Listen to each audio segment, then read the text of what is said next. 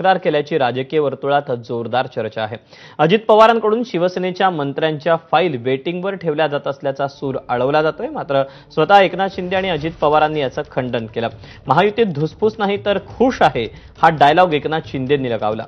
तर एकनाथ शिंदे तक्रार करणार नाहीत असा विश्वास अजित पवारांनीही व्यक्त केला।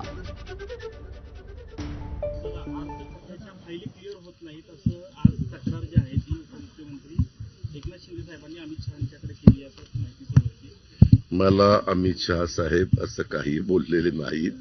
हे सूत्रांच्या माहितीनुसार सांगणं बंद करा आणि एकनाथराव शिंदे साहेबांना काही सांगायचं असेल तर आमचे संबंध चांगले आहेत, त्याच्यामुळं ते तिकडे तक्रार करतील असं मला अजिबात वाटत नाही। जर काही असेल तर ते डायरेक्ट माझ्याशी बोलतील, सीएमशी बोलतील। आता कालच मी बातम्यांमध्ये ऐकलं की मी असं म्हणालो, मग अमित भाई असं म्हणाले, हे तुम्हीच सगळं चालवताय। धुसफूस नाही, खुशखुश आहे, काही धुसफूस नाही। दादा पण म्हणाले आणि आम्ही काम करणारे लोक आहोत। काम करणारे लोक तक्रारीचं रडगाणं गात नाहीत। आम्ही रडणारे नाही, लढणारे आहोत। असेल काही ते बसून ते चर्चेतून सगळं सुटणार। अजित पवारांची एकनाथ शिंदेंनी अमित शहांकडे तक्रार केली असेल का, यावर महायुतीच्या नेत्यांना काय वाटतंय हे आम्ही जाणून घेतलं। पाहूया महायुतीच्या नेत्यांची प्रतिक्रिया।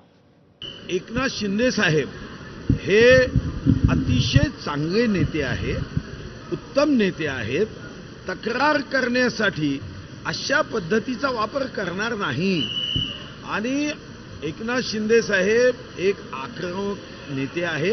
जर त्यांच्या मनात ज्या दिवशी काही बोलायचं असेल तर ते असं अमित भाईंना सांगून बोलतील नाही। त्यांना बोलायचं असेल तर ते डायरेक्ट कॅबिनेटमध्ये अजितदादा बोलतील। कोणाकडेही तक्रार करणं एवढं आमचं नेतृत्व, मुख्य नेते एकनाथ शिंदेसाहेब दुबळे नाही। सगळ्या सूत्रांकडच्या बातम्या आहेत।